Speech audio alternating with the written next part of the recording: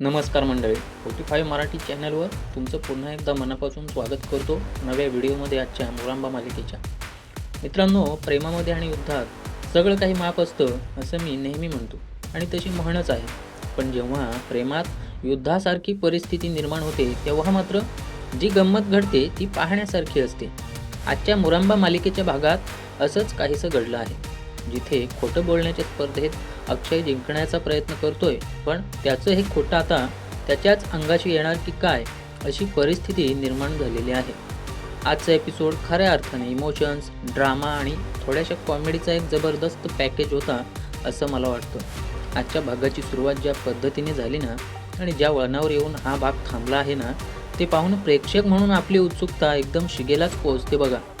रमाच्या मनात अक्षयबद्दलची ती जुनी ओढ पुन्हा जागी करण्यात अक्षय यशस्वी होतोय की स्वतःच्याच जाळ्यात अडकतोय हे पाहणं खूप आज मनोरंजक ठरणार आहे. चला तर मग जराही वेळ न घालवता आपण आजच्या या धमाकेदार भागाचं सविस्तर विश्लेषण करूया. आजच्या भागाची सुरुवात होती ती एका अतिशय मजेशीर आणि फिल्मी ड्रामाने. अक्षयचा तो गजरेवाल्या मावशीसोबतचा सीन पाहताना मला तर हसू आवरत नव्हतं. म्हणजे बघा ना, एरवी इतका प्रॅक्टिकल वागणारा अक्षय रमाला जेलस फील करवण्यासाठी किती बालिश आणि फिल्मी गोष्टी करतोय. त्याने त्या मावशीला आधीच सांगून ठेवलं होतं की रमा आली की तिला असं दाखवा की एखादी मुलगी माझ्या मागे लागली आहे. आणि गंमत म्हणजे अक्षयने त्या गजरेवाल्या मावशीकडून सगळीच्या सगळी फुलं विकत घेतली. इथे अक्षयचा उद्देश खूप स्पष्ट होता. त्याला रमाला हे दाखवून द्यायचं होतं की आता त्याच्या आयुष्यात कोणीतरी दुसरा आलेला आहे आणि तो आता जुना रडत बसणारा अक्षय राहिलेला नाही. जेव्हा तो रमाला म्हणतो की मला सगळी फुलं हवी आहेत माझ्या लग्नाच्या ऑर्डरसाठी, तेव्हा रमाच्या चेहऱ्यावरचे भाव पाहण्यासारखे होते. रमाच्या मनात नक्कीच कालवा झाली असणार. अक्षय इथेच थांबला नाही, तर त्याने पुढे जाऊन हेही सांगितलं की ती मुलगी आता येईल आणि तुम्ही तिला सांगा की माझी होणारी बायको किती चांगली आहे. मला वाटतं अक्षयचा हा स्वरा नावाचा जो काही बनाव आहे तो आता एका वेगळ्याच लेवलवर गेलेला आहे. त्याने चक्क रमालाच सांगितलं की माझ्या लग्नाची फुलं ऑर्डर करायची आहेत. हे ऐकून रमाला जो धक्का बसला तो तिच्या डोळ्यात स्पष्ट दिसत होता. पण या सगळ्या नाटकात खरी मास्टर माइंड कोण असेल तर ती म्हणजे इरावती आणि तारा यांच्यातील संवादाने आजच्या भागात एक वेगळाच तडका लावला. इरावती ज्या कॉन्फिडन्सने ताराला समजावत होती की हा प्लॅन कसा काम करेल ते पाहून मला वाटतं की या मालिकेत विलन आणि रणनीतिकार म्हणून इरावतीची भूमिका खूप महत्त्वाची ठरत आहे. तारा नेहमीप्रमाणे थोडी कन्फ्यूज वाटली. तिला प्रश्न पडला होता की ही स्वरा नक्की कोण आहे आणि ती कधी येणार. पण इरावतीचं म्हणणं बरोबर होतं की ती जोपर्यंत रमा अक्षयवर चिडत नाही ना, जेलस होत नाही ना, तोपर्यंत ती अक्षयकडे परत येणार नाही. इरावतीला हे पक्क ठाऊक आहे की रमाच्या मनात अजूनही अक्षयबद्दल प्रेम आहे आणि फक्त इगो किंवा गैरसमजामुळे ती दूर आहे. त्याच्यामुळे जळत्या निखाऱ्यावर तेल ओतण्याचं काम इरावती अगदी चोख बजावते. इरावतीचा प्लॅन फक्त अक्षयला दुसरी मुलगी मिळाली आहे असं दाखवण्यापुरता मर्यादित नाही, तर रमाला मानसिकदृष्ट्या अस्वस्थ करून तिला पुन्हा अक्षयच्या प्रेमाची जाणीव करून देण्याचा हा प्रयत्न आहे. मला इथे विशेष कौतुक वाटतं ते लेखकांचं, कारण त्यांनी हे पात्र अशा प्रकारे विणलेलं आहे की प्रेक्षकांना इरावतीचा रागही येतो, पण तिचा प्लॅन यशस्वी होईल का याची उत्सुकताही वाटते. दुसरीकडे अक्षय आणि रमाचा तो समोरासमोरचा सीन खूप महत्त्वाचा होता. अक्षयने मुद्दाम रमाला दाखवण्यासाठी फोनवर कोणाशी तरी रोमॅन्टिक गप्पा मारण्याचं नाटक केलं. बेबी पिंक कलरची लिपस्टिक आणि फिकट शीर यांसारखे शब्द वापरून त्याने रमाला डिवचण्याचा संपूर्ण प्रयत्न केलाय. रमाच्या चेहऱ्यावरचा त्रासिक भाव सांगत होता की तिला हे अजिबात आवडत नाही. जेव्हा तिने अक्षयला विचारलं की फुलं वाया गेली का, तेव्हा अक्षयने जे उत्तर दिलं ते खूप सूचक होतं.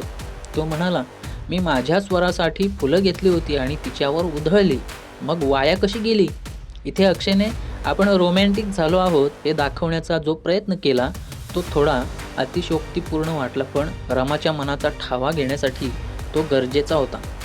अक्षयने रमाला स्पष्ट सांगितलं की आता मी तुमच्या पर्सनल आयुष्यात डोकावणार नाही आणि तुम्ही सुद्धा माझ्या आयुष्यात डोकवायचं नाही. हे वाक्य बोलताना अक्षयला आतून किती त्रास होत असेल याचा अंदाज आपण लावू शकतो, पण बाहेरून कठोर असल्याचं नाटक त्याला करावं लागत आहे. हे द्वंद्व या मालिकेत खूप छान पद्धतीने मांडलं जातं. पण खरी गंमत तेव्हा झाली जेव्हा अक्षय चहा घेण्यासाठी रमासोबत गेला आणि तिथे मुद्दाम आपला फोन विसरला. मला वाटतं हा सीन आजच्या भागाचा टर्निंग पॉईंट होता. अक्षयने फोन तिथे ठेवला आणि पासवर्ड बदलला नाही. यामागे कदाचित त्याचा उद्देश रामाला चेक करू देणे हाच असावा किंवा ती गडबड असावी. पण नेमकं त्याच वेळी इरावतीने एक अनोळखी नंबरवरून अक्षयच्या फोनवर मुलींचे फोटो पाठवायला सुरुवात केली. हे पाहून मला वाटलं की आता हा अक्षयचा प्लॅन फसणार की काय. कारण रामाला जर कळलं की हे फोटो अनोळखी नंबरवरून आलेले आहेत तर तिला संशय येऊ शकतो. पण इरावतीची चाल इथे कामी आली. तिने मेहंदी लावलेले हात, दागिने घातलेले फोटो पाठवून असं भासवलं की तीच स्वरा आहे जिच्याबद्दल अक्षय बोलत होता. रामाने जेव्हा ते मेसेजेस वाचले तेव्हा तिच्या मनातली चलबिचल आणखीनच वाढली. तिला खरंच वाटू लागलं की अक्षयच्या आयुष्यात कोणीतरी स्वरा नावाची मुलगी खरोखरच आलेली आहे. तारा आणि इरावती हे सगळं लांबून बघून ज्या प्रकारे हसत होत्या ते पाहून त्यांची विकृत बाजू समोर आली. तर मित्रांनो, त्यांना फक्त रामाचा त्रास बघायचा होता, तिला संकटात असलेलं बघायचं होतं. रामा अक्षय एकत्र येऊ नयेत आणि हे अक्षयचं खोटं नाटक अगदी खरं वाटावं यासाठी त्यांची ही धडपड चालू आहे. या सीननंतर अक्षयची जी अवस्था झाली ती बघून मला हसू आलं. बिचारा अक्षय, त्याला वाटलं की शशिकांत काकांनी हे फोटो पाठवलेले आहेत. त्याने लगेच शशिकांत यांना फोन लावला आणि झापायला सुरुवात केली. अक्षयला भीती वाटत होती का हा अतिरेक होतोय. मला अक्षयची ही बाजू खूप आवडते कारण तो कधीच खोटं बोलत नाही आणि जरी खोटं बोलत असला तरी तो मूळचा चांगला माणूस आहे. त्याला रामाला त्रास द्यायचा नाही आहे, फक्त तिला परत मिळवायचं आहे. जेव्हा तो आजीशी बोलतो तेव्हा त्याचा हा चांगुलपणा दिसून येतो. आजी त्याला समजावते की प्रेमात आणि युद्धात सगळं काही माफ असतं. आजीचा पाठिंबा अक्षयसाठी खूप मोठा आधार आहे.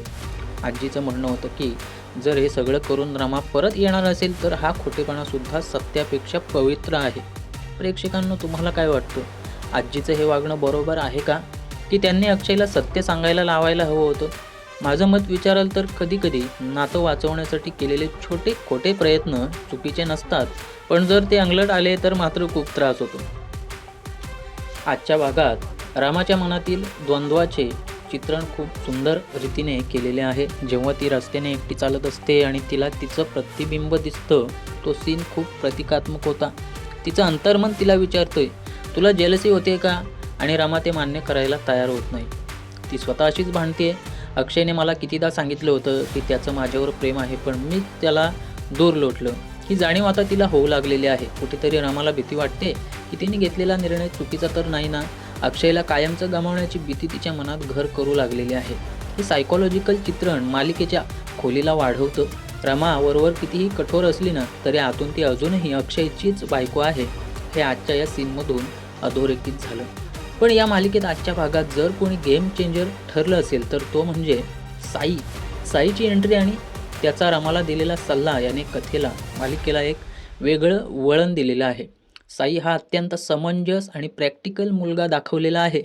जेव्हा रमाला रस्त्यात विचार करतोय असं पाहिल्यावर त्याने तिला विचारलं आणि रमाने त्याला सगळं सांगितलं. साईने क्षणाचाही विचार न करता रमाला जे सांगितलं ते एकदम मुद्देसूद होतं. त्याने रमाला स्पष्ट जाणीव करून दिली की अक्षय जे काही विचारतोय, जे काही करतोय, तुम्हाला जेलस फील करवण्यासाठी करतोय का? आणि स्वरा नावाची मुलगी अस्तित्वातच नसावी. मला वाटतं साईचं हे ऑब्झर्वेशन खूप अचूक होतं. त्याने रमाला विचारलं की तुम्ही त्या मुलीला कधी बघितलं आहे का? रमाचं नाही हे उत्तर साईच्या शंकेला बळ देणारं होतं. कारण साईला दाट शक्यता होती की स्वरा वगैरे कोणतीच मुलगी अशी अस्तित्वात नाही. अक्षय फक्त नाटक करतो, ते फक्त रमाला जेलस फील करवण्यासाठी. आणि साईला फक्त रमाकडून कन्फर्मेशन हवं होतं.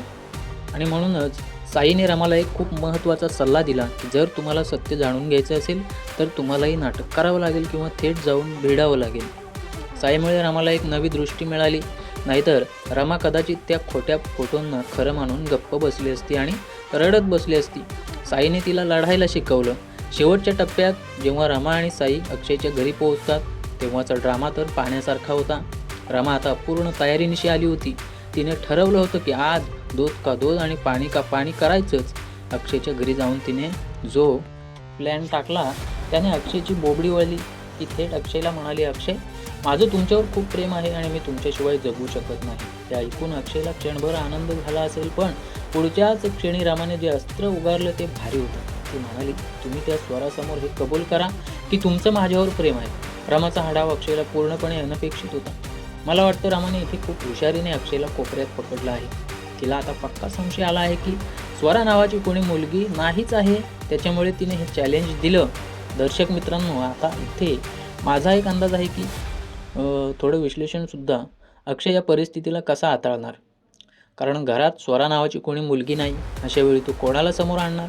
मला वाटतं अक्षय इथे पुन्हा काहीतरी खोटं बोलून वेळ मारून नेण्याचा प्रयत्न करेल किंवा शशिकांत आणि आजी त्याला वाचवण्यासाठी काहीतरी नवीन पात्र उभं करतील. कदाचित तारालाच स्वरा म्हणून उभं केलं जाईल का, किंवा एखादी नवीन एंट्री होईल, हे पाहणं खूप मनोरंजक ठरणार आहे. पण एक गोष्ट मात्र नक्की, रामाने आता अक्षयच्या डोळ्यातली भीती ओळखलेली आहे. जेव्हा ती म्हणाली की स्वरा नावाची मुलगी अस्तित्वातच नाही आहे, तेव्हा अक्षयचा चेहरा पडला होता. हा सीन आजच्या भागाचा क्लायमॅक्स होता. अक्षयची धाकधूक वाढली आहे आणि सत्य बाहेर येण्याची शक्यता निर्माण झाली आहे. एकंदरीत आजचा भाग हा मोरांबा मालिकेच्या चाहत्यांसाठी एक मेजवानी होता. अक्षयचे प्रयत्न, इरावतीचे कारस्थान, रमाचा गोंधळ आणि साईची हुशारी या सगळ्यांचं मिश्रण अतिशय उत्तम जमून आलेलं होतं. लेखकांनी मालिकेला जास्त ताणून न धरता साईच्या माध्यमातून सत्याच्या जवळ नेण्याचा जो प्रयत्न केला आहे तो खूपच कौतुकास्पद आहे. यामुळे मालिकेतील गती कायम राहते. अक्षय आणि रामामधलं हे तू तू मे मे आणि प्रेम आता एका निर्णयाच्या टप्प्यावर येतंय असं वाटतंय. प्रेक्षकांना आता हेच बघायचं आहे की अक्षय स्वतःहून सत्य कबूल करतो की रामा त्याचा भांडाफोड करते.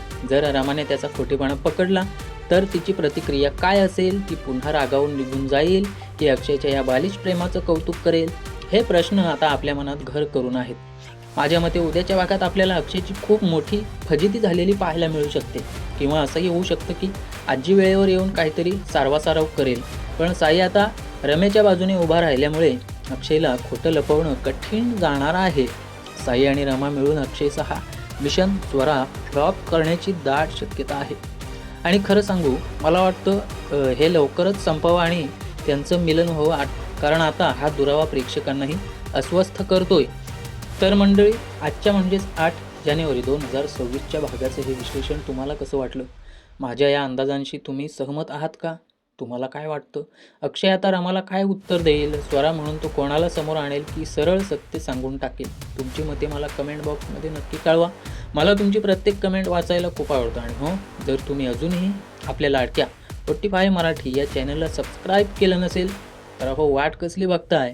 आत्ताच सबस्क्राईब बटन दाबा ना आणि बेल आयकॉन प्रेस करायला विसरू नका. कारण मोरांबा मालिकेचे आणि इतर मालिकांचे रिव्ह्यू, त्यांचे विश्लेषण, असेच मसालेदार आणि डिटेल अपडेट्स आम्ही रोज फक्त तुमच्यासाठीच घेऊन येत असतो. पुन्हा भेटूया उद्याच्या भागाच्या नवीन अपडेट्ससह, नवीन विश्लेषणासह. तोपर्यंत काळजी घ्या आणि पाहत राहा 45 मराठी.